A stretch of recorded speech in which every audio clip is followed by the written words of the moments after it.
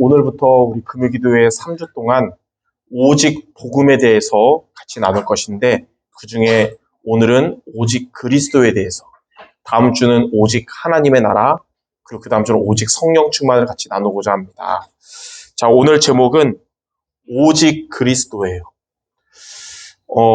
언제부터 신자들에게 문제가 오기 시작하냐면, 그리스도가 결론 나지 않을 때, 그리스도를 붙잡아도 이게 전부가 아니라고 생각될 때부터 사탄은 우리의 마음과 생각을 속이기 시작합니다. 그러나 저와 여러분이 그리스도면 된다고 결단하는 순간부터 하나님은 가장 영광 받으시고 흑암의 권세는 완전히 무너지는 거예요. 그래서 오늘 여러분들 말씀을 들으면서 그래, 그리스도면 된다. 그리스도면 충분하고 그리스도면 만족한다는 오직 그리스도의 언약이 우리 마음에 새겨지기를 주님의 이름으로 축원합니다. 여기에 대한 말씀이 바로 마태복음 16장 13절에서 20절입니다. 먼저 첫 번째로 예수님께서 가이사랴 빌립보 지방에 이르러서 제자들에게 질문을 했는데, 먼저 이제 첫 번째 질문을 하셨어요.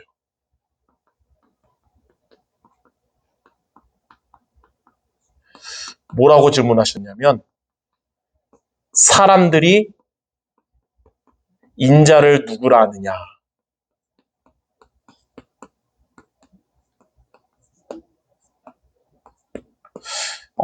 예수님은 그 사복음서를 보면 인자란 단어를 많이 쓰셨거든요.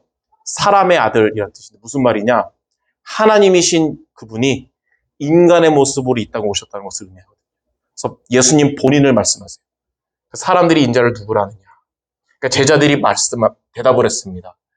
어떤 사람은 예수님 보고 세례 요한 같다고 합니다. 또 어떤 사람은 예수님을 엘리야 같다고 합니다. 또 어떤 사람은 아니다, 예수님은 예레미야다. 또 어떤 사람은 예수님은 선지자 중에 한 명이라고 합니다. 이렇게 말했어요. 근데 예수님이 그 말을 듣고 너희 말이 맞다라고 하지 않았거든요. 예수님에게는 세례 요한 같은 모습도 있습니다. 세례 요한 같은 모습은 뭐냐면 사회 운동하는 거예요.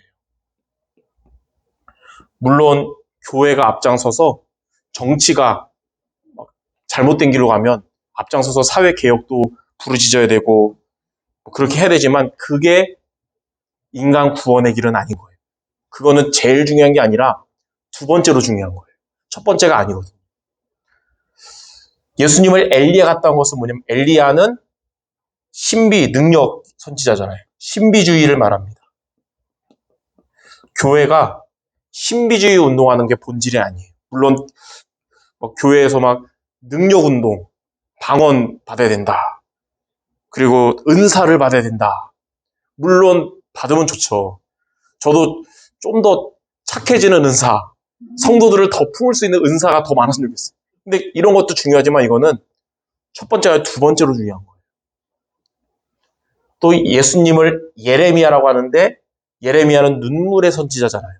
많은 사람들 보고 눈물을 흘리고 듣고 박애주의를 말하거든요. 이것은 교회가 박애주의의 모습도 가지고 있어야 되겠죠. 예. 정말 어려운 사람들을 돕고 봉사하고 구제하는 것도 필요합니다. 근데 그게 나쁘다는 게 아니라 필요한데 두 번째로 중요한 거예요. 또 어떤 사람들은 예수님을 선지자 같다고 합니다. 율법주의를 말하죠. 자, 율법은 하나님 말씀인데 율법주의가 문제예요. 인간은 경건해야 되고 살다가 지는 모든 죄를 다 회개해야 되고 성결하게 살아야 되고, 근데 그게 본질이 아니에요. 그걸로는 인간을 구원할 수 없고 우리의 영적 문제 해결할 수 없어요. 두 번째로 중요한 거예요. 첫 번째가 아니거든요. 그 첫 번째를 사람들은 말하지 못했어요. 그래서 예수님께서 이제 제자들에게 두 번째 질문을 하십니다. 그러면 뭐라고 질문하셨냐면 사람들이 그렇다고 말하면 너희는 나를 누구라 하느냐?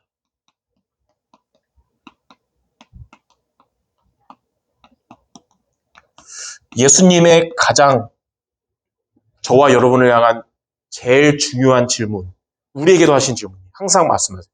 예수님이 너희는 나를 누구라 하느냐? 예수님이 우리는 예수님을 믿는다고 하는데 어떻게 믿느냐가 중요한 겁니다.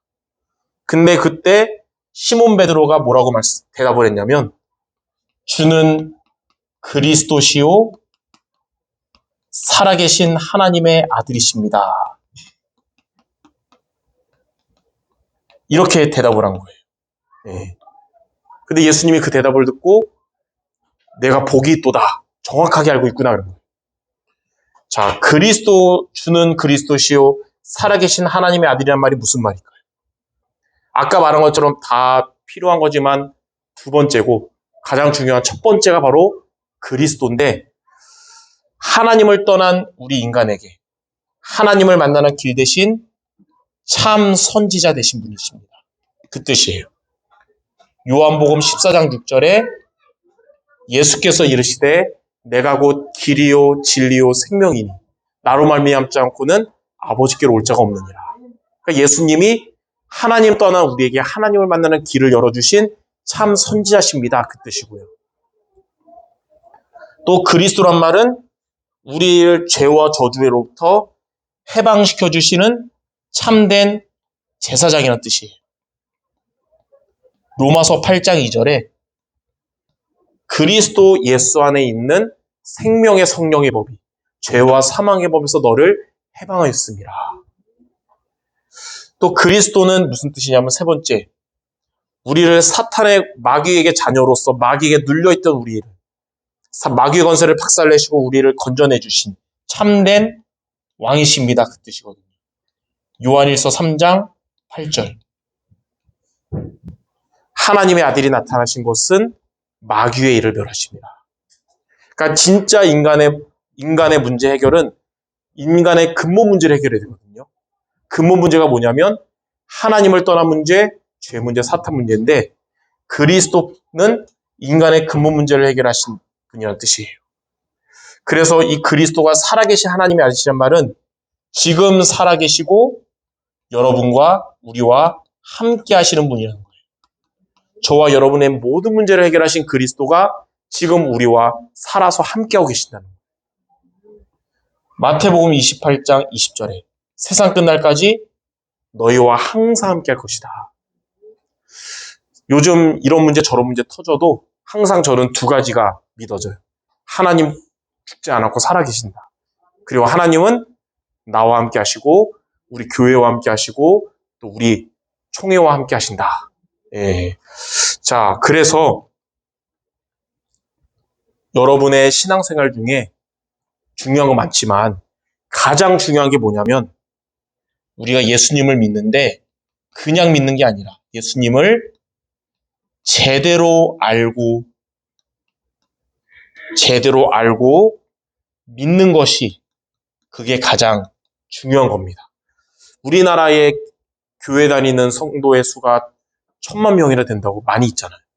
근데 많은 사람들이 예수님을 세례 요한처럼 사회운동하는 기독교로 믿고 있고 또 많은 사람들이 예수님을 엘리야처럼 신비주의에 지금 빠져서 방언과 은사, 능력에만 빠져 있어요. 육신적인. 또 많은 사람들은 구제하고 봉사하는 것만 중요하게 하지 그리스도보다 이렇게 하고 있고 또 많은 사람들은 율법주의에 빠져서 정죄하고 비판하고 판단하고 이러고 있어요.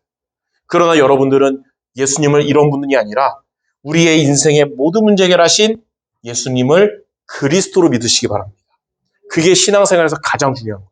여러분이 예수님은 그리스도구나 정말 믿어질 때 우리를 속였던 사탄의 권세는 완전히 떠나가는 겁니다. 우리 찬양에도 그거 있잖아요. 예수는 그리스도. 그가 내 안에 내가 그 안에 있으니 믿어질 때 나를 둘러싼 모든 어둠의 그늘이 파도같이 물러간다 그랬어요. 자, 이렇게 베드로처럼 예수님을 그리스도로 믿는 여러분 되시기 바랍니다.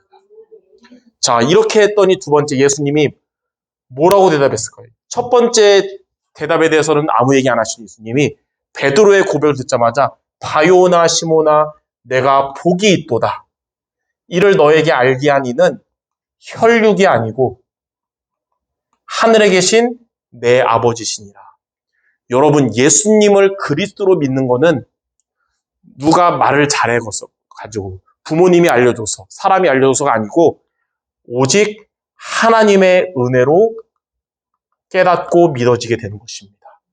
여러분, 예수님이 그리스도구나 이게 믿어지는 거는 우리가 뭘 잘해서가 아니라 하나님이 우리에게 그 최고의 은혜의 복을 주신 거예요. 자, 예수님을 이렇게 그리스도로 믿을 때 어떤 복이 임하는지 예수님이 세 가지로 말씀하셨어요. 첫 번째, 너는 베드로라. 내가 이 반석 위에 내 교회를 세우리라.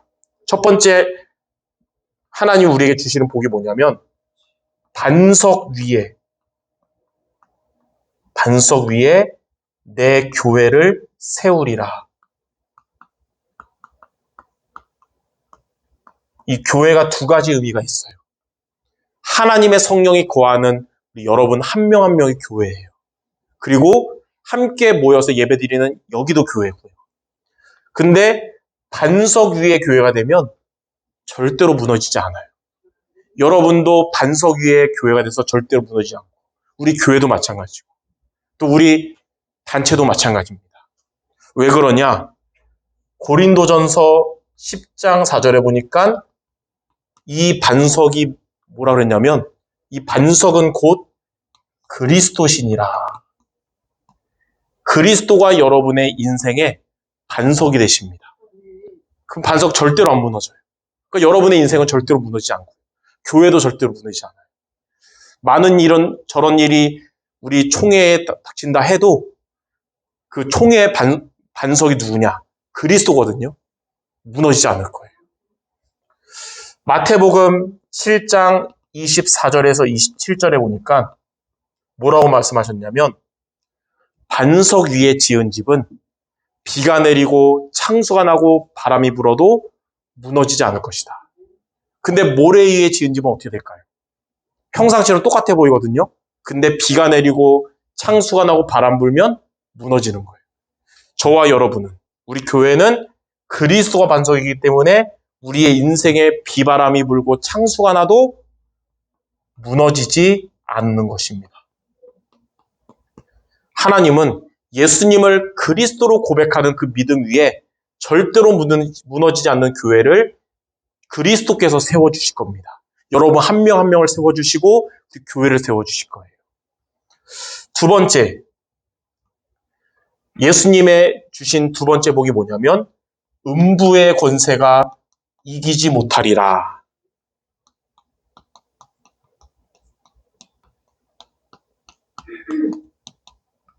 이 음부가 뭐냐면 무덤, 또 지옥, 흑암을 의미하거든요.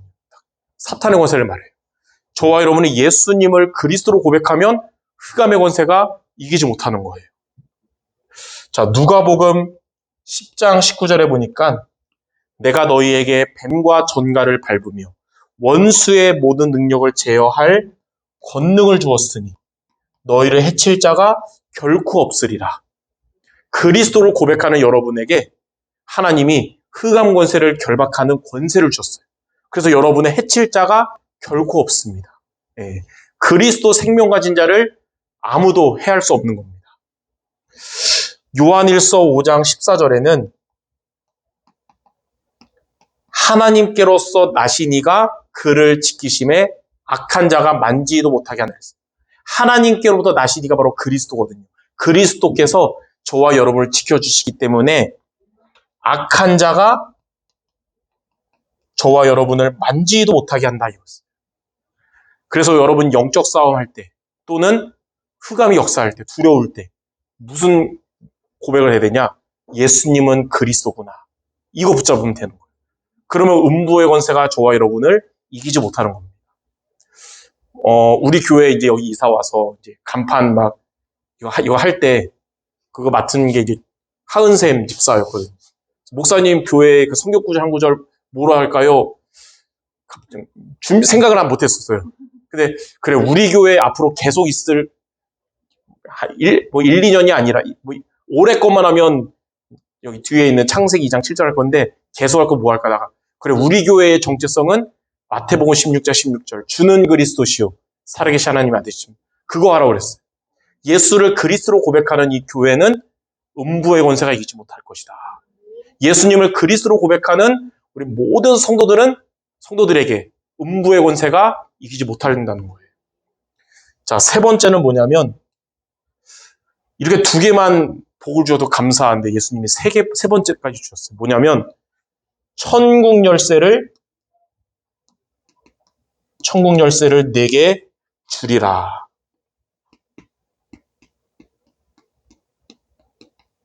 그래서 땅에서 풀면 하늘에서도 풀리고 땅에서 매면 하늘에서 매일 것이다. 이 천국 열쇠가 뭘까요? 바로 요한복음 14장 14절. 내 이름으로 무엇이든지 내게 구하면 내가 행하리라. 바로 예수 이름을 우리에게 주셨어요. 그래서 우리가 예수 이름으로 기도하면 성삼위 하나님께서 말씀으로 구원으로 능력으로 역사하시는 거예요. 여러분 이것을 알고 예수 이름의 비밀을 알고 기도하시기 바랍니다. 평상시 기도하실 텐데 마지막에 기도한 다음에 예수님 이름으로 기도했습니다. 아멘 하잖아요. 그냥 습관적이 아니라 가장 중요하지. 이 기도의 확실한 비밀번호를 누르는 것이다. 이렇게 믿고 기도하시기 바랍니다. 그럼 하나님이 여러분의 기도를 다 들으실 거예요. 요한계시록 8장 3절 4절에 보니까 이렇게 예수 이름으로 기도하는 여러분의 기도를 성경에 뭐라고 말씀했냐면 천사들이 금양로에 여러분의 기도 내용을 담아서 하나님께 전달한다고 나와 있어요. 천사들이 이거를 하나님께 전달합니다. 여러분이 예수님을 그리스도로 믿고 예수 이름으로 기도하면 여러분의 기도는 하나님이 다 받으십니다. 그걸 아시고 내 기도는 그냥 없어지거나 땅에 떨어지지 않고 하나님이 전부 들으시는구나 믿고 기도하시기 바랍니다. 그리고 나서 또 하나님이 받기만 하지 않고 주시거든요. 시편 103편 20절에서 22절. 어떻게 우리에게 기도에 응답하시냐면 주의 말씀을 이루는 너희 천사여 주의 뜻을 이루는 너희 천군이여 그랬어요. 하나님이 하나님의 말씀을 저와 여러분에게 성취시켜 주시고 하나님의 뜻을 예수 이름으로 기도하는 저와 여러분에게 이루어 주십니다. 이게 바로 천국 열쇠예요. 이 세 가지의 복을 그냥 제가 연구해서 말하는 게 아니고 예수님이 성경에 기록된 예수님이 하신 말씀이에요. 그렇기 때문에 예수님을 그리스도로 믿는 이 믿음의 고백에 예수님은 이렇게 세 가지의 복을 저와 여러분에게 주시는 겁니다. 이번 한 주간 여러분 예수님은 그리스도구나 이 믿음 회복하시고 그 믿음으로 주시는 세 가지의 응답이 우리 모두의 삶에 하나님이 성취하실 줄 믿습니다. 자, 그래서 마지막 세 번째 우리의 삶에 이 믿음의 고백을 할 수 없는 상황들이 많이 올 때가 있어요. 불신앙이 들 때도 있고 두려움이 찾아올 때도 있고 응답이 왜 안 올까? 또 무능하게 느껴지거나 무기력하게 느껴질 때 그때 믿음의 고백을 하라 그러는데 마음에 안 내킬 때가 있어요. 마음에 안 내켜도 입술로 먼저 이렇게 믿음의 고백을 해야 됩니다. 보통 이런 말 있잖아요. 기분 안 좋아도 일부러 웃어라. 그럼 기분 좋아진다. 복음과 상관없어 그런 얘기 하는데 믿음이 안 생겨도 일부러라도 입술로 믿음의 고백을 하면 하나님이 우리의 마음을 바꿔주시거든요. 모든 상황 가운데 믿음의 고백을 하는 것이 우리에게 있는 그리스도가 오직 그리스도가 되는 길입니다. 그래서 여러분 모든 상황 가운데 믿음의 고백 도전하시기 바라요. 구체적으로 어떻게 하냐? 첫 번째, 불신앙이 내게 찾아올 때 하나님이 왜 안 믿어지고 하나님이 응답 안 줄 것 같고 막 이렇게 약간 우울할 때 있잖아요. 그때 우리는 믿음의 고백을 해야 되는데 방금 말씀한 것처럼 베드로가 했던 믿음의 고백인 마태복음 16장 16절 무슨 고백을 하냐? 불신앙이 찾아올 때 먼저 입술로 이렇게 고백하길 바라요. 예수님은 누구의 그리스도일까요? 나의 그리스도이십니다.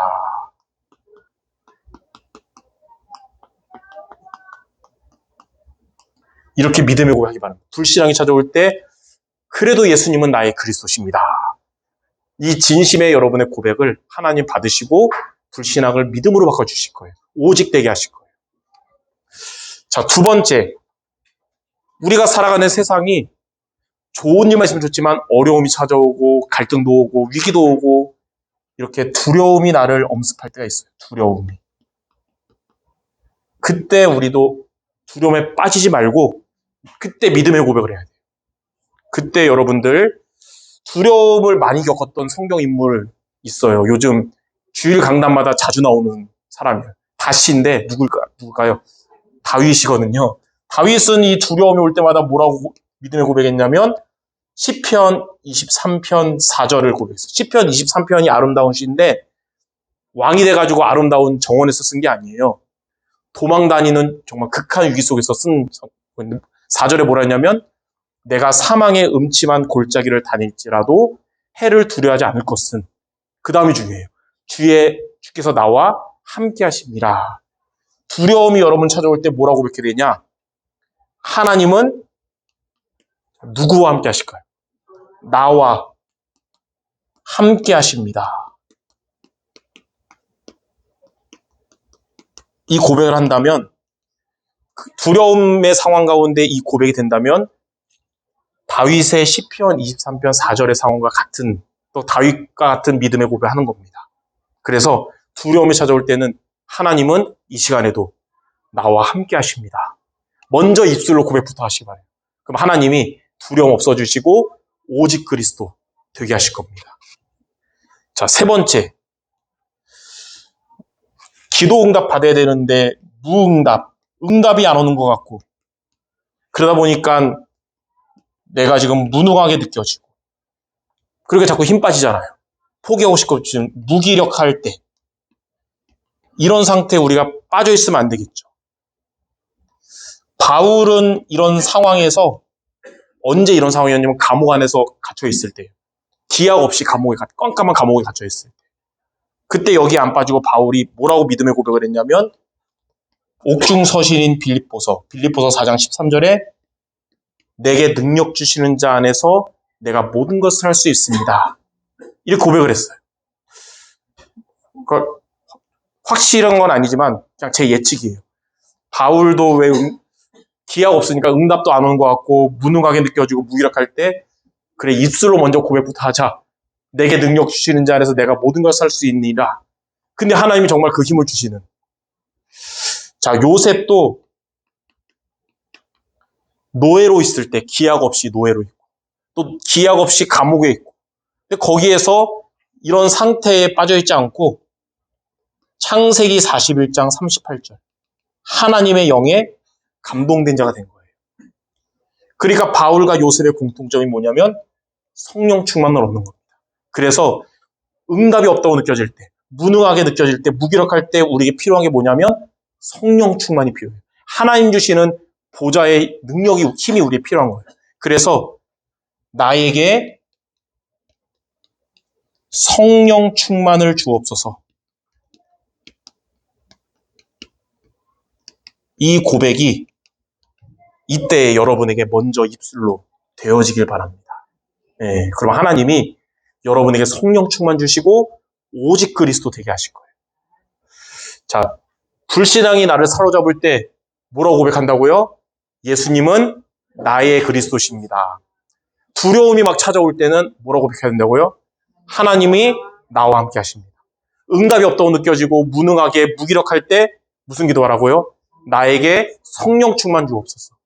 하나님은 여러분의 입술의 고백 위에 여러분의 마음을 바꿔주시고 오직 그리스도 되게 하실 겁니다. 여기서부터 모든 진짜 응답은 시작되는 거예요. 이번 한 주간 여러분이 믿는 그리스도가 베드로의 고백처럼 오직 그리스도 모두 되시기를 주님의 이름으로 축원합니다. 기도하겠습니다. 하나님, 많은 세상 사람들이 교회를 다니고 있지만 예수님을 정확히 모르고 다니는 사람이 많이 있지만 하나님의 은혜로 예수님을 그리스도로 제대로 알고 믿게 하심을 감사드립니다. 이 고백 위에 우리의 믿음이 단석 같은 믿음 위에 교회가 세워지게 하시고 음부의 권세가 이기지 못하게 하시며 천국 열쇠를 누리는 우리 모든 성도들 되게 해 주옵소서. 우리의 삶의 모든 상황 가운데 믿음의 고백을 하여 오직 그리스도 신앙되는 우리 모든 성도들 되게 하여 주옵소서. 예수 그리스도 이름으로 기도드립니다. 아멘.